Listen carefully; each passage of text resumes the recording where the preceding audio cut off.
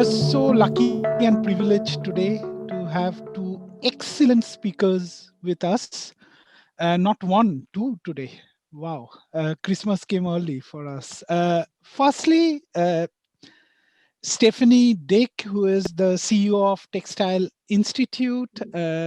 I personally know Stephanie for a very long time, met here and there in different conferences, different places, and Stephanie is absolutely passionate about the textile industry and about the objectives of Textile Institute.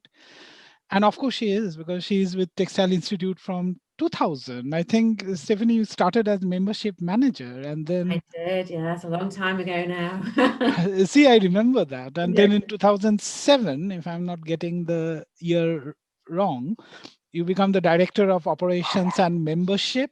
Yeah, that's right. and from 2014, you are the CEO.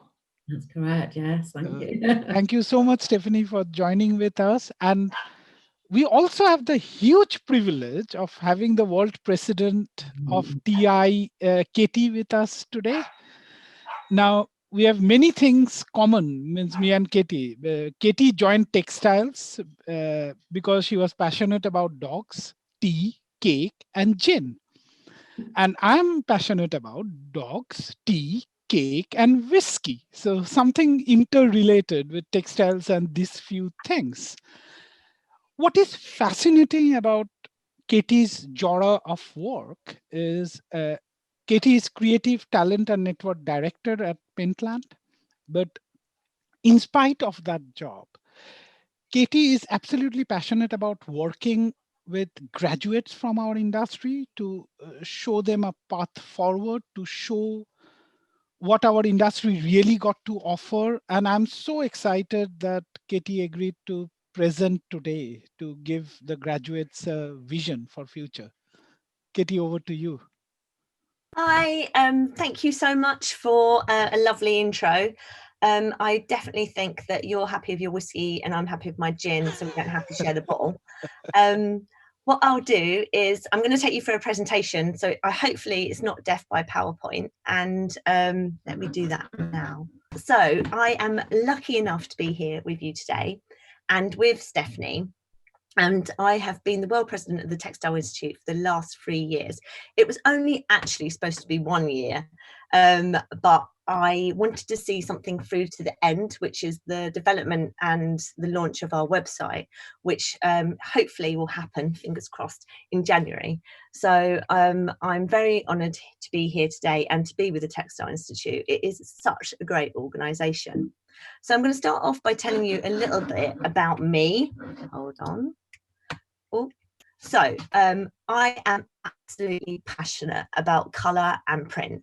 And as a child, I was always nuts and wore the most outrageous combinations, which my mum tried to tell me not to wear, but I did.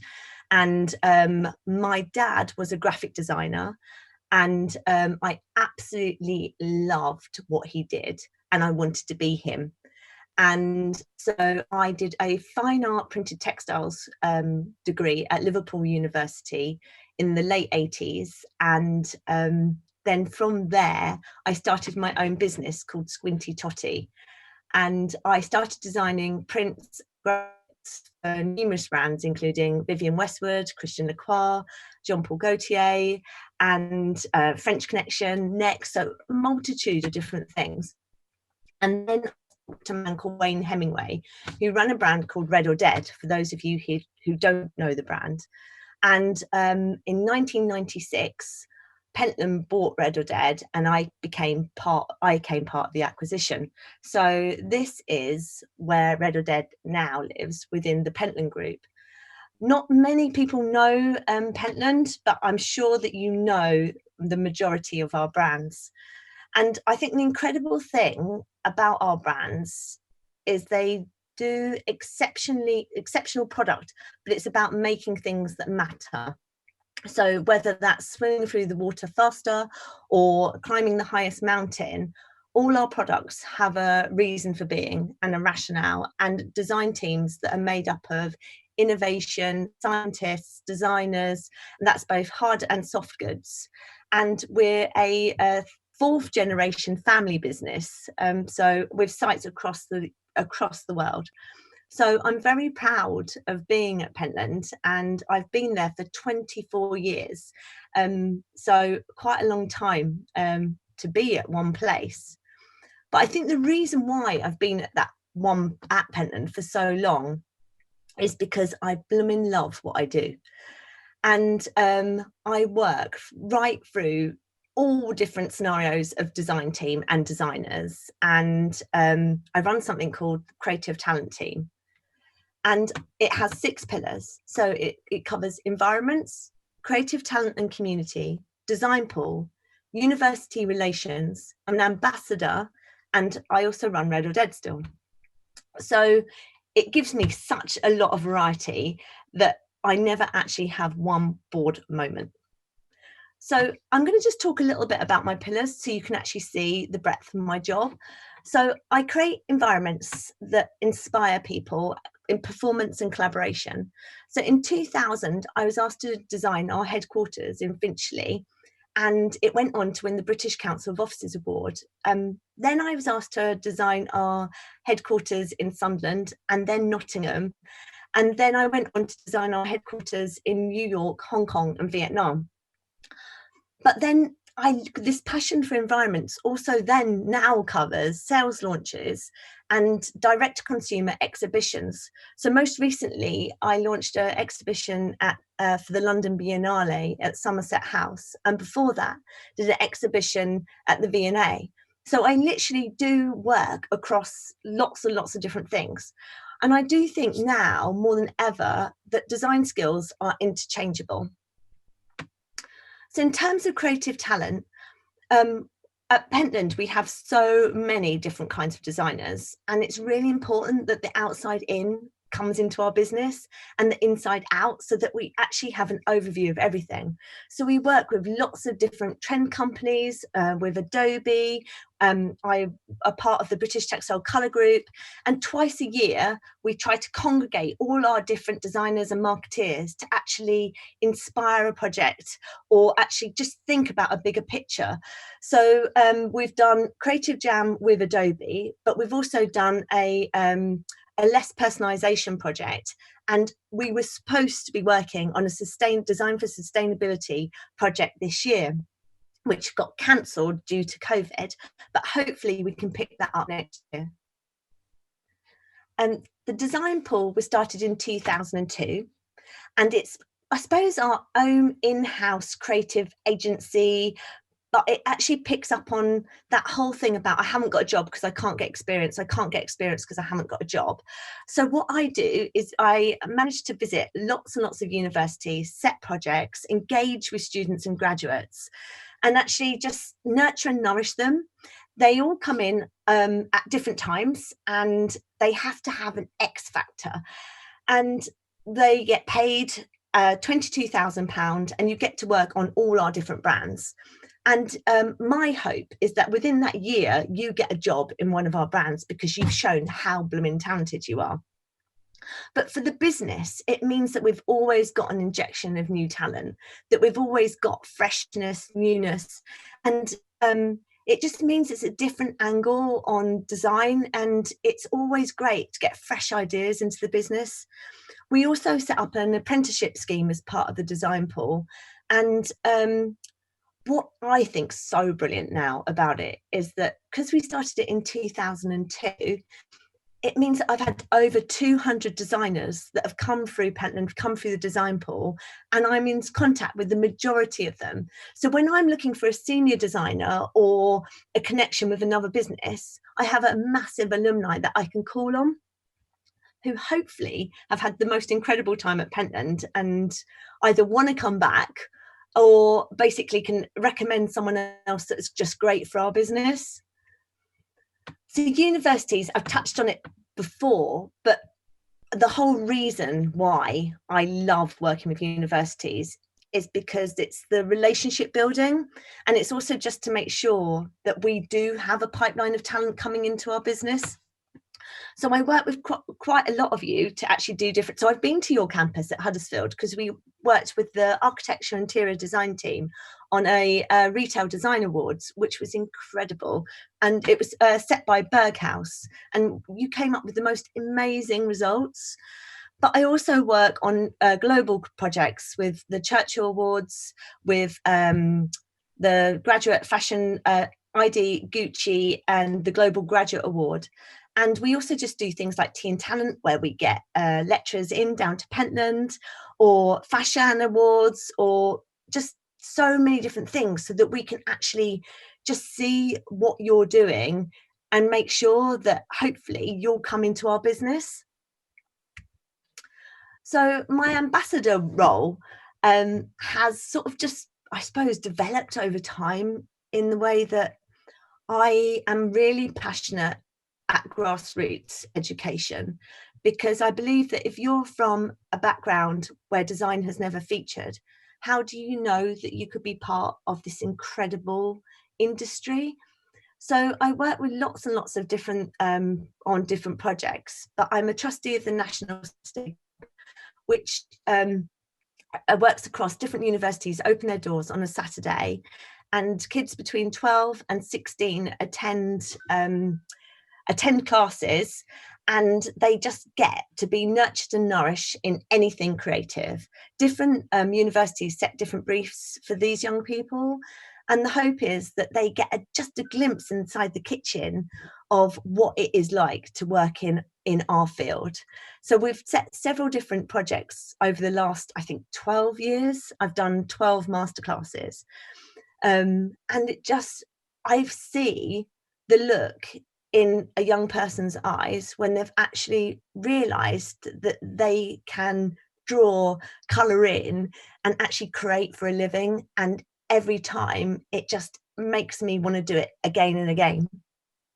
We do a lot of work with In-Kind Direct, Unitas, and Design Ventura, which is another scheme where set up by the Design Museum, where young people design something that can be sold for less than £10 in their gift shop. I also am a cordwainer, which is, for those of you who don't know anything about the footwear industry, is the livery company for footwear. So I have the freedom of the City of London. So I'm able to walk my sheep over London Bridge in September. And I'm a Graduate Fashion Week mentor. And I just love it when I see the change, the switch change in someone's brain from actually thinking they can do it as a hobby into actually doing it as a chosen career, which will actually hopefully inspire them for the rest of their life. Who wants to work in a job that is not great, especially when you have an ambition to work in something which for me has been just such a great career. So with Red or Dead, I designed the schools and work with the footwear teams to actually make our products. So work online to do the social media and to tell the stories and to actually just continue my love of the brand. So I've put some top tips together for graduates and students, which hopefully will help you. I suppose quite a lot of the questions I always get asked is like top tips. So I just thought that I'd put them down for you. So one of the things that's really important when you turn up to an interview or you do a Zoom interview, which is probably more likely at the moment, is to be you. Don't wear a suit. Even if your mum tells you to wear a suit, do not wear a suit, be you. We once had a guy who came and did an interview for us at Pentland, and he couldn't speak. He had the most incredible work in his portfolio, but he couldn't actually speak.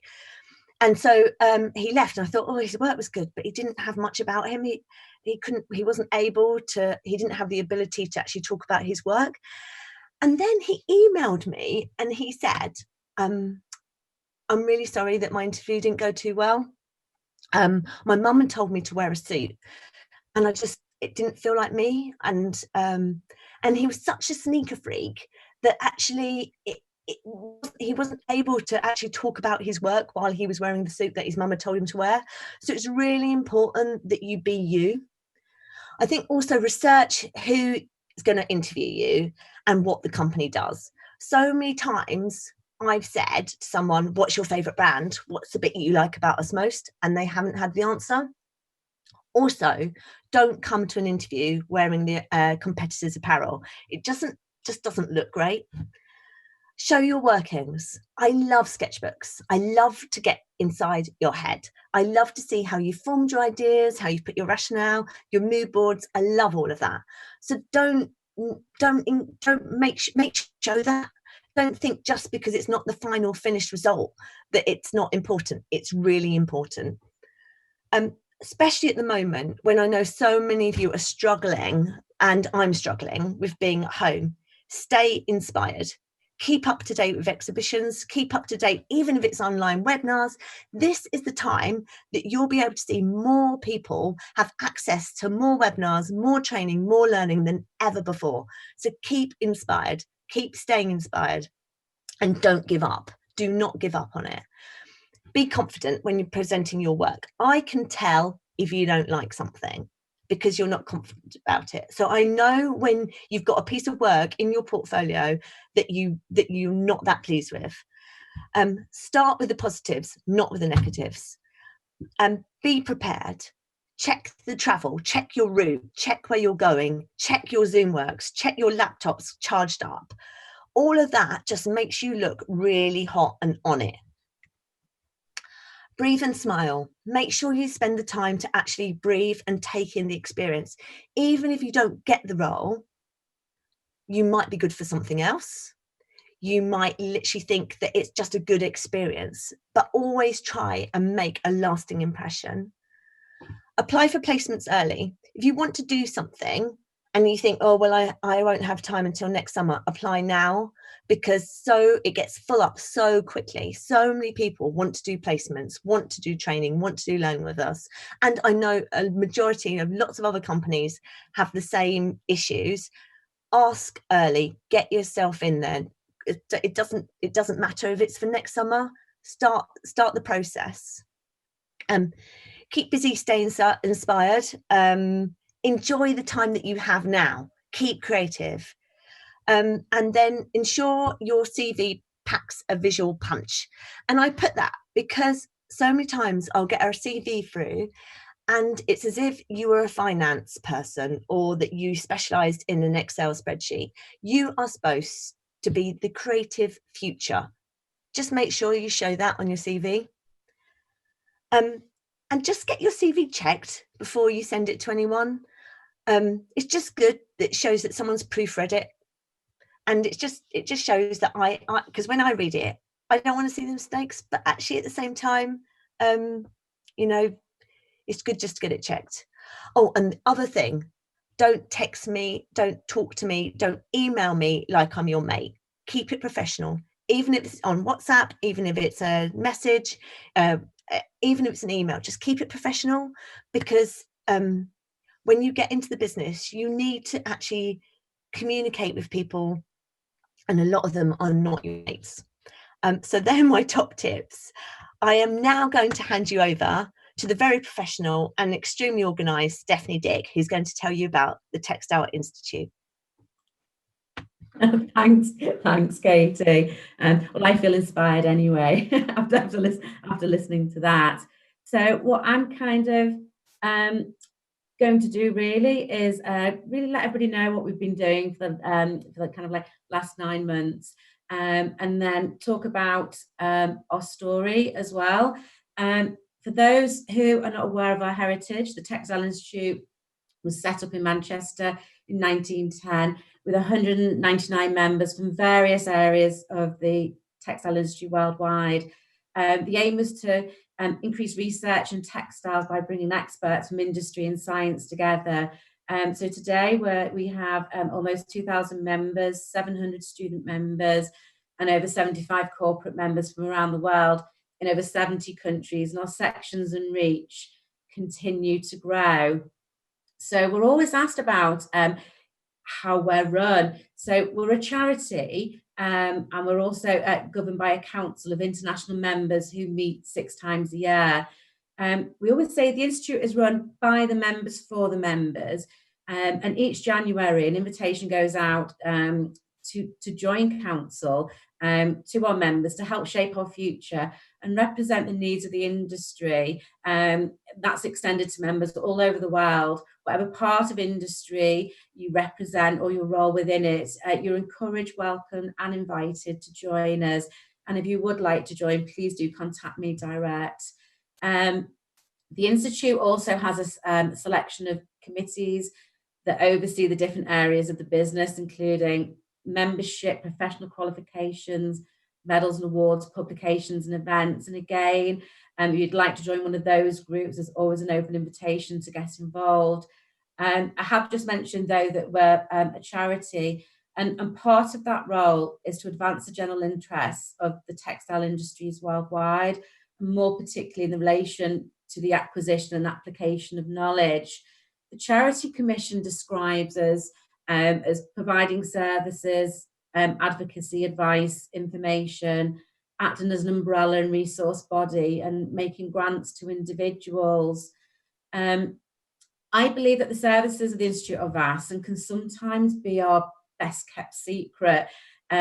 So I do hope by speaking today and at events like this that we're able to express to you all and other groups as well what we can do for you and for industry, and so people are aware, you know, that we're here to serve. We're also here in our charitable role to help, and I think help's the key word, help the general public, and as the Charity Commission has classed us to help mankind in general. So it's quite a vast profile. But I feel that it does reflect the relevance, importance and impact of textiles on all of our lives. And this year alone has shown the importance of textiles and its associated industries during the pandemic. I think that the industry has adapted well, and the TI's also stepped in to help as well. So our members, TI members can range from students, new starters who are just entering the industry, to CEOs, academics, in all areas of design, research, manufacturing, and many other industries from around the world. Students of corporate members like the University of Huddersfield can join for free for the lifetime of their course, and even up to a year after graduation, which we hope shows our commitment to the industry. There was also a range of membership prices to facilitate disparity in income, including a graduate rate and rates for those in low-income work around the globe. For members who are struggling to pay their fees and have been members for a number of years, they can apply to a benevolent fund which will assist in paying their fees. What we want to do is pull down the barriers so that more people can benefit from being part of our global network. And we, the Textile Institute, we don't want a person's income to stop them from benefit from being part of our textile industry. And as we always say, our community and our TI family, especially at the moment as well. It's been tough for many of our members, and of course the industry as well. So I think with the TI, for the TI, I think what we'd probably say is our word is inclusivity, as it has always been. So networking, no matter where in the world, members have access to the online membership directory, and members can contact each other to collaborate on projects, network, and develop their knowledge.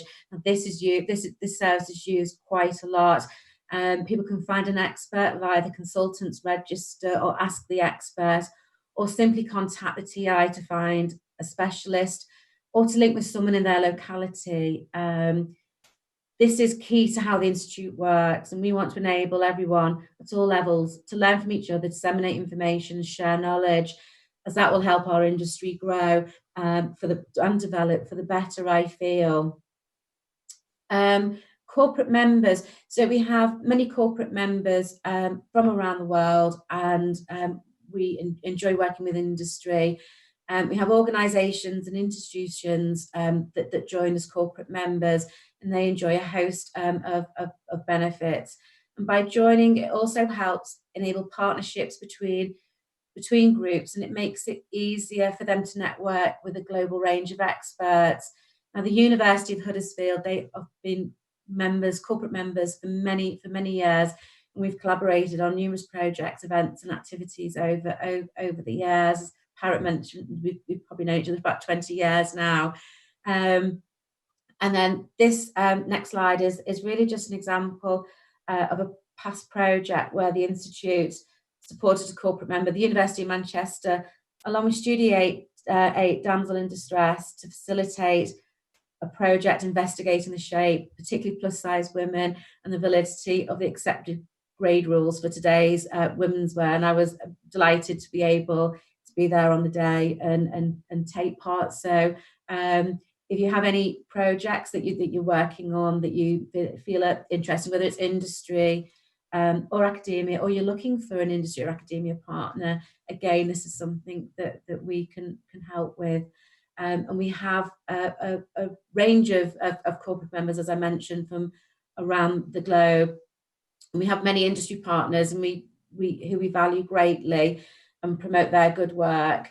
Many have stepped up during the pandemic to help, whether it be providing their organisations services, facilities, expertise or advice, not just in the UK, but around the world. And I'm so pleased to say that we've helped to bring people together at this important time.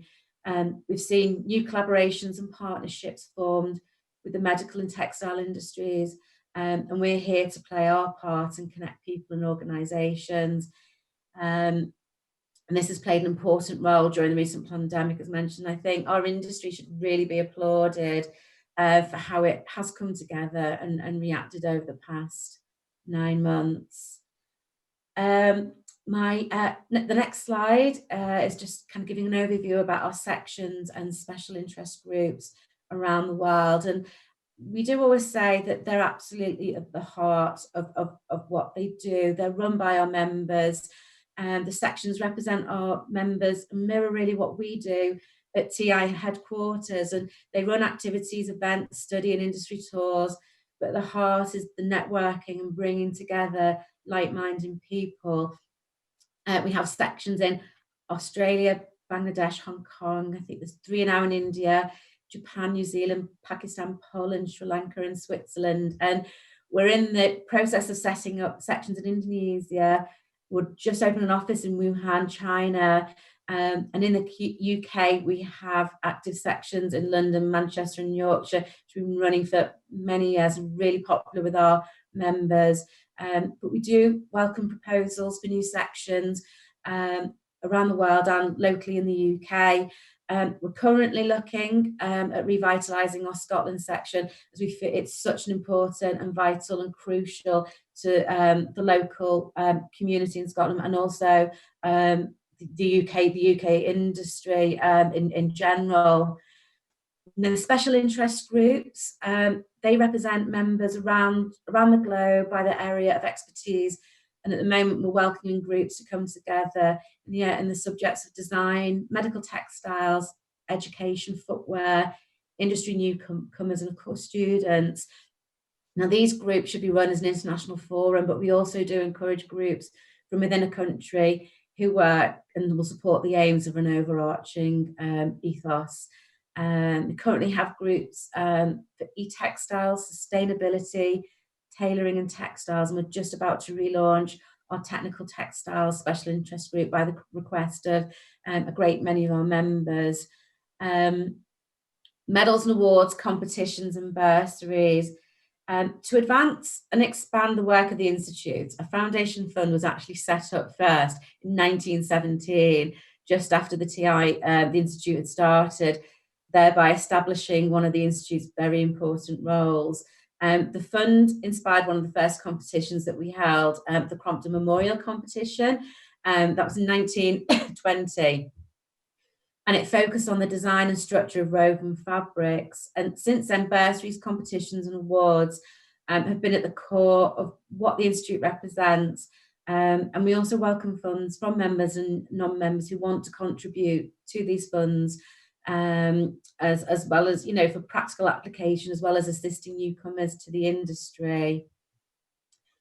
We have competitions, just mentioned, really aimed and focused on students and graduates, with the opportunity for them to take part in various competitions and apply for bursaries and awards.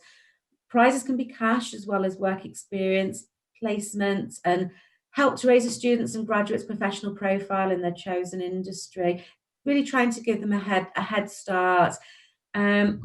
One very recent example is from one of our sections, and it's the London and South East England section, who've recently in November sponsored an award with a partner organisation for the hand and lock competition, with a prize fund of £500 for the best use of sustainable colour and embroidery threads. The competition itself was set up in 2000 to give new designers interested in embroidery the opportunity, I suppose, to showcase their talents and to gain vital exposure and experience. The competition strives to highlight the exquisite craftsmanship and skill that goes into this intricate craft and bring together the whole embroidery community to celebrate. It's a huge part of our industry as a whole. So the judging panel of section representatives from London, which included Katie, was delighted to have Rachel Ellenbogen of Parsons School of Design, New York, US, from the US, as a winner of the award, truly international reach. The TI has also been sponsors and partners with new designers, fashion, I think Katie just mentioned before, the Bradford Textile Society Design Competition and the Handcraft Taylor Academy Scholarship, just to name a few. Now, the Textile Institute also has a benevolent fund and offers financial support to a limited number of students to attend our Textile Institute World Conference, usually about 10 to 15 students. And each bursary covers the cost of the student's fee, 1 year's student membership of the Textile Institute if they're not already a member. It's a great networking opportunity for students who can discuss their ideas, work with professionals on a global level, and to access people in their own subject areas that they might not always get the opportunity to have access to. So, but this year we're not hosting a World Conference, one due to the pandemic, but also we're remodelling the conference. So the committee is actually offering to gift £100 to support 25 students worldwide. This can be to attend an event digitally or in person, materials to assist with their education or a project, or simply to purchase a book or a paper. And it's our contribution to help students in this difficult year. So we look forward to receiving applications for the bursaries, and how to apply will be listed on our site very soon. And then I think also University of Huddersfield will be providing all these various details with the presentations when they go online. So we also have medals and awards as well, which are for industry and academia as well. Members can nominate people from industry or academia for medals and awards in categories such as maybe a demonstrable effect on sustainability policy and practice, again to assist a student to present a paper at a conference, or simply distinguished service to the industry or the institute as a whole. One of the awards, the Young Persons Award, was established in 2010 to celebrate the centenary, and it's offered to either a student enrolled in a postgraduate programme accredited by us, or a corporate member. So the University of Huddersfield are covered on both of these areas here. The prize fund is £500, and again, it's going to be launched in the coming weeks. So again, please look out on our website for that information. Skills and professional qualifications, it's something that's been spoken a lot about this year. And I think in this ever-changing industry and market, it's essential to stand out from the crowd. The TI professional qualifications are internationally recognised and established that the holder has proved their ability to practice. It allows individuals to demonstrate their professional achievements that may not always be recognised by academic qualifications alone. This is one of the main reasons why people join the Institute, especially members from overseas, because it can be, in many countries, a licence to practice. We have 3 levels of professional qualifications: the LTI, the ATI, and the fellowship. And professional qualification holders can place the letters after their name. Both the ATI and the FTI are chartered qualifications, and the TI receives requests from industry for access to our chartered members on a regular basis, and many of the members listed on our consultants register, which is open for the industry to access. The majority of consultants are professionally qualified, and that is usually who is requested, because it's seen as I suppose a stamp of approval. The Textile Institute also accredits university degree level courses, or just simply degree level courses, which is both a mark of quality for the course, and it also allows the graduates to apply for professional qualifications on a fast track route. As you'd expect, the University of Huddersfield has had their programmes accredited for many years with the Institute, and it's of great importance to the university, as it allows their graduates really to have a head start. For courses that are not at a degree level, such as short courses in industry training, digital courses, we also offer an approval scheme. So just as an example, students studying on a course like the University of Huddersfield who have an industrial placement as part of their course, or a year's professional work experience, can apply for the LTI immediately on graduation. And after a year in industry, they can apply for their chartered qualification, the CTEXT ATI. Now, this would normally take 5 years. So it really is a benefit to the graduates and in the industry's favour to support their students and graduates in this way. There's a rigorous assessment of the course by an independent panel, and this provides immense benefit to the graduates. And it also shows their commitment as well to their personal development. And we also have an awards ceremony, which sadly we couldn't hold this year. So all those that have qualified are welcome to attend and to be awarded and to wear a stole as well. So the qualification, it's really globally recognised and internationally transferable.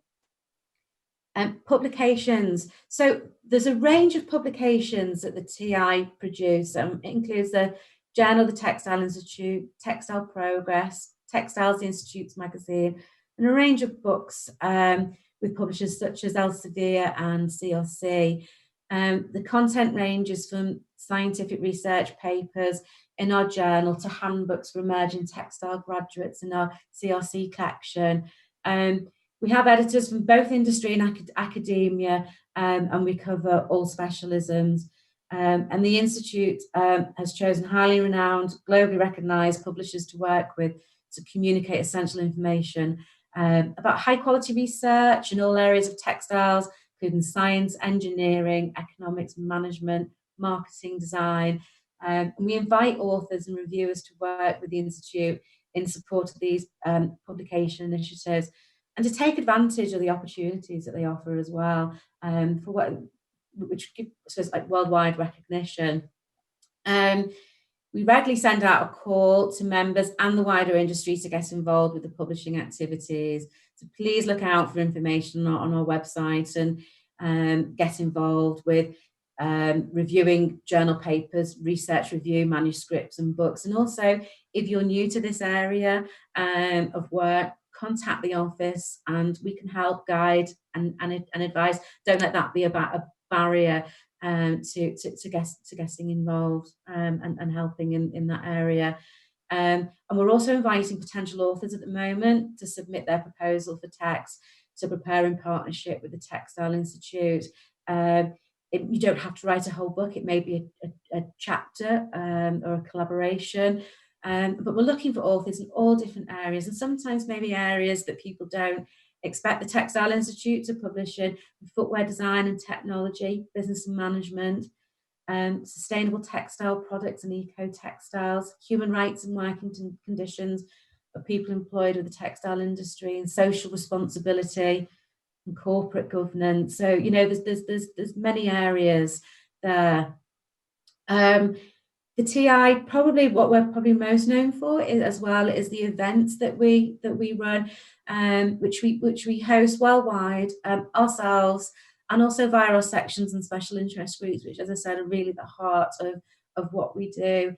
And the aim of TI events is to allow the general public to network and stay up to date with the latest advances in textiles as part of our charitable aims. And all our services, just to kind of reiterate, members and non-members, general public, industry can take part in. So our portfolio of events includes a World Conference. It's held at exciting, relevant locations around the globe and is an important meeting point for the textile industry and members. Our social events, which are quite infamous, I suppose is the right word, associated with the conference, and they bring together the global community and to enjoy the host countries and culture and hospitality. We have training courses and seminars. We run the Introduction to Textiles, which for the first time this year was in digital format, but we've also run bespoke courses for industry.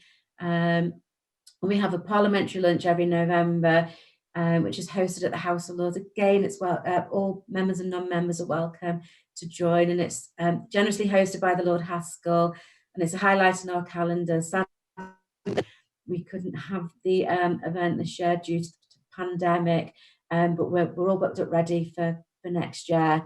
The TI is also involved in partnering and supporting events with our corporate members, like this series of events with the University of Huddersfield, but we also partner other events. You don't have to be a corporate member, and we support exhibitions and graduate shows.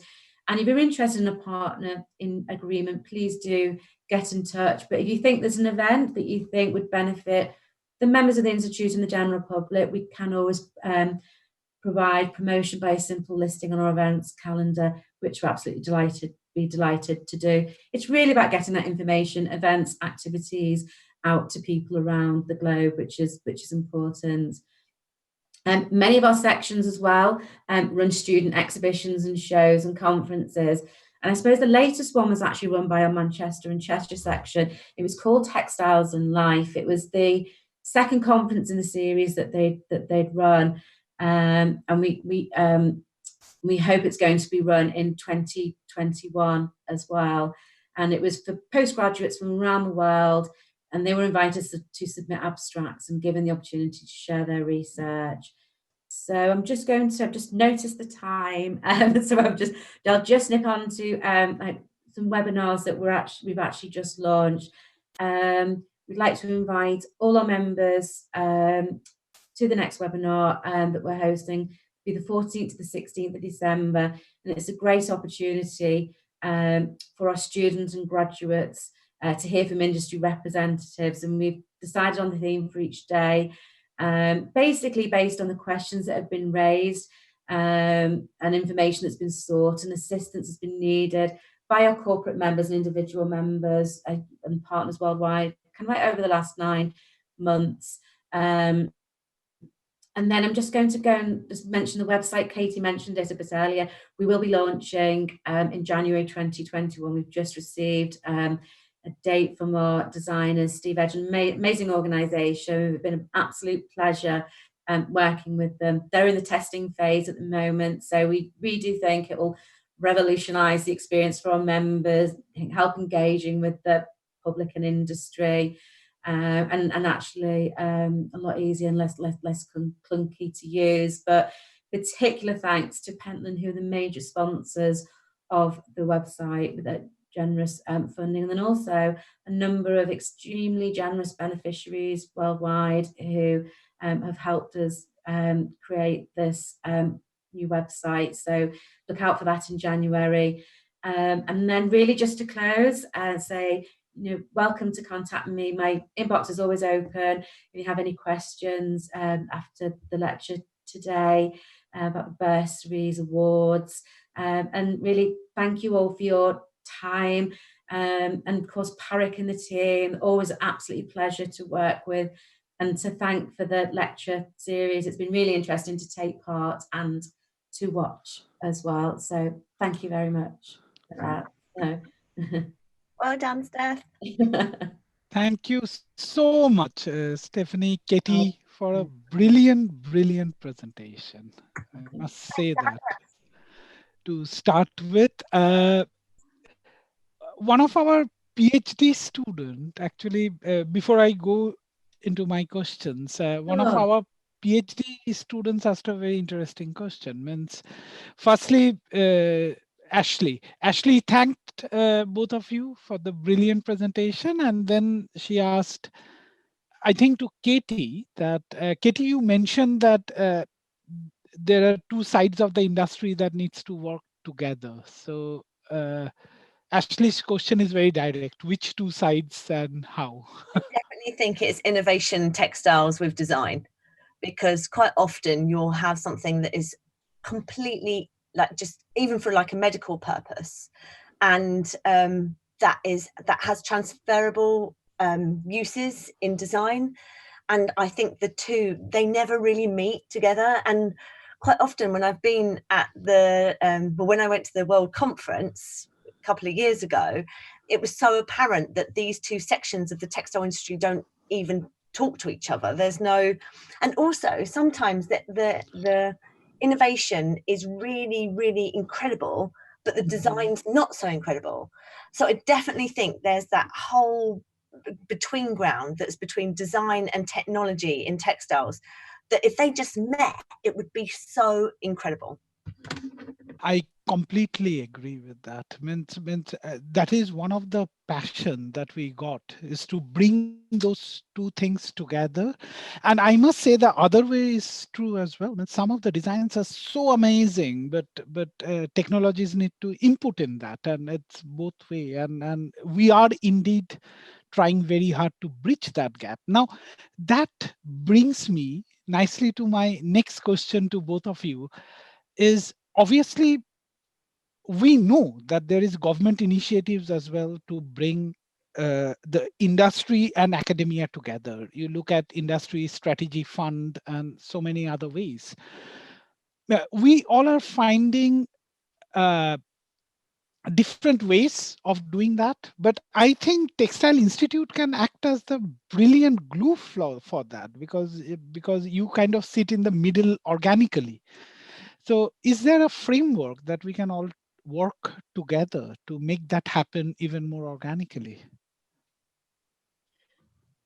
Do you want to start that, Steph, or do you want me to?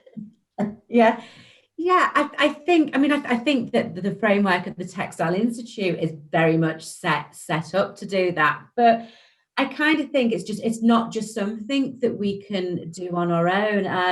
For example, in the UK, and I think we had Adam Mansell as one of the speakers from UKFT a number of weeks ago, and they do great work.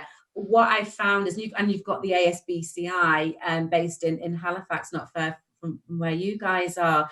I think it's about collaboration. So it's not just us helping industry and academia to collaborate. I think it's all the associations coming together and helping. And I'm delighted to say that we all actually do work together and support each other's events and activities and things we do. And I've seen the difference in the last 5 years with the collaboration. So maybe it's about pushing that forward with us collectively. But then equally overseas, we also collaborate with similar associations overseas. So I don't always want it to be something UK centric, because it's so important for us to have that international reach, so everybody can be involved, and collaborations between universities around the world. I think what the pandemic has taught us, we don't need to. I think we gain a lot from seeing each other personally, but we can collaborate in other ways as well. And different universities may be sharing similar projects and built up of different teams. So I think there's lots of things we can do. I think our framework really helps us at the Textile Institute, but I think it's about collaboration, because I don't think one organization can do it on its own. Absolutely agree. And also it shows, I second your point that the textile supply chain is so diverse, so international, that we need to have an international perspective in everything we do. Another point that Katie particularly mentioned, that Katie, apart from being the world president of TI, Katie is also an active employer. Now, obviously, we try to reach out to industry. We network to understand what industry really wants. Katie, is there a way we can form a kind of framework where we can firsthand understand your needs for your business, and we can inject that into the curriculum that we develop? Is there a way we can work together like that? Yeah, I think we worked with at Huddersfield, we worked with the architecture and interior design students, and they did an incredible project for Berghaus for pop-up stores and to actually create our store environments. I think the thing about it, once you've done a project, you tend to get to know the students that are developing ideations that are really, I suppose, like-minded for your business. So the best way to form more of a united collaboration is definitely just to, when we're allowed to visit each other, to actually attend your graduate shows, send me your virtual students. Absolutely. And once the lecturers start, I suppose, working more with us and doing our projects, then it's almost like they can phone me up and go, I have got someone who is incredible for your business. They'll be great in this department, great in this, working for this, doing the like social media, or developing fabrics for our fast skin. There's so many different roles that surround the design role within Pentland, but it is just forming more of a, I suppose, just more of a relationship, really, and actually knowing what we do and also what we're looking at this current point in time. Absolutely. And obviously you can look out for an invitation from us to join our graduate shows, and we'll share information with you. I know it's coming. Sorry? I know the invite's coming. and we'll make sure that we form it into a concrete way so that we can move forward. A very interesting question coming from our friend Charles. Charles is asking, like, obviously there are so many NGOs who are trying to do good stuff as well for the environment, like Greenpeace, for example, their detox campaign. Means if I read the question rightly, the question is, do TI or even Katie wearing your Pentland hat try to reach out to them, work with them so that we can make real difference for the supply chain? Absolutely. I think from the Institute's perspective, I think the work of the NGOs is absolutely crucial to the industry. Our role is to remain impartial and independent, but we're always happy to collaborate with NGOs. So yes, in terms of, yeah, absolutely. And Katie, yeah. And the same for us, if there's something that resonates totally with our business, then we're more than happy to get on board.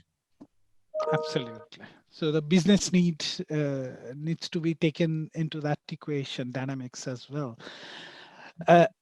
Ashley asked another really interesting question. That is,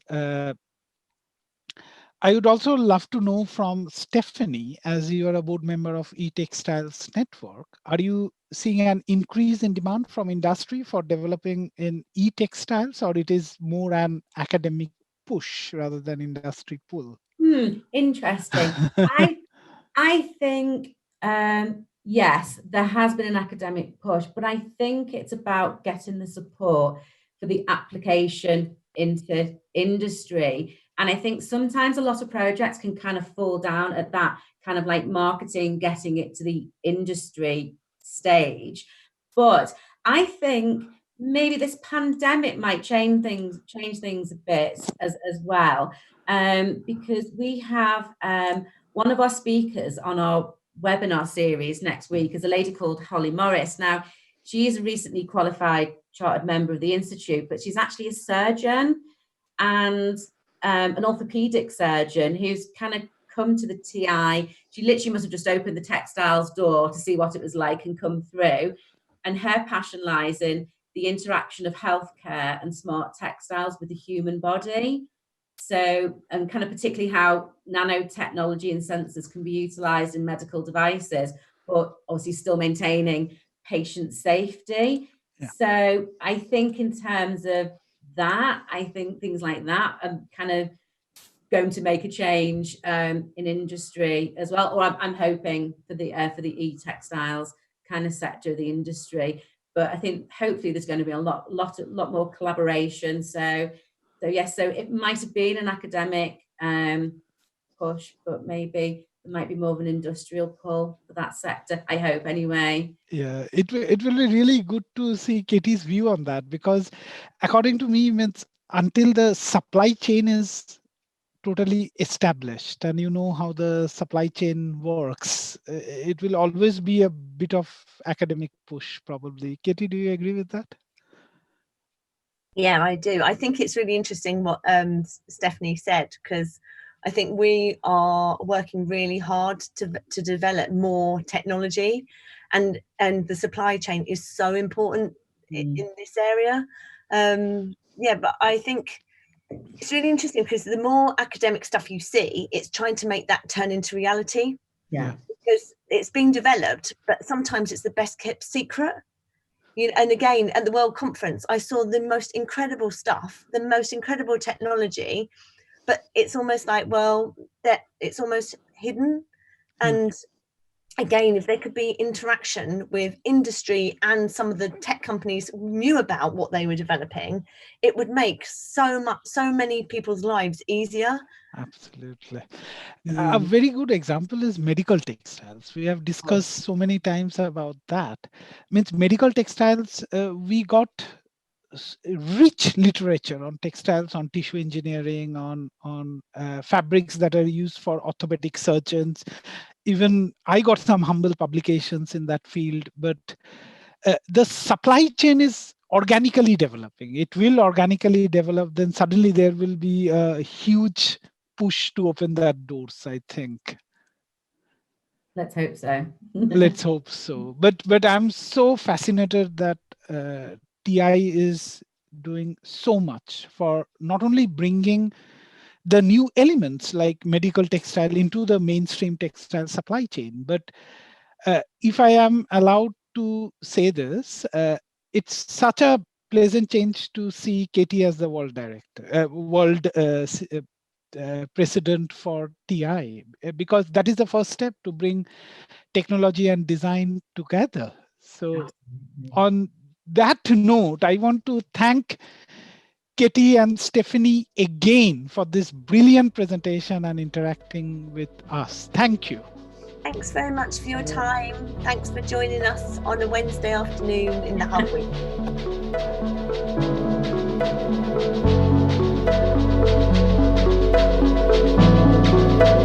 Week.